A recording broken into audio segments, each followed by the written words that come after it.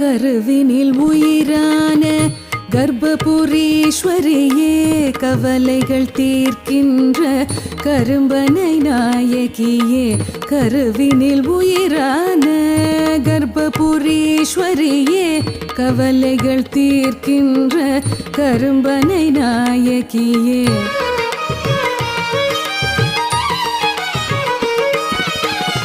அருகினில் உனை கண்டு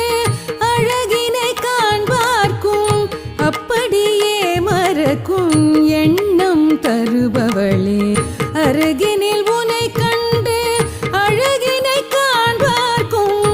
அப்படியே மறக்கும் எண்ணம் தருபவளே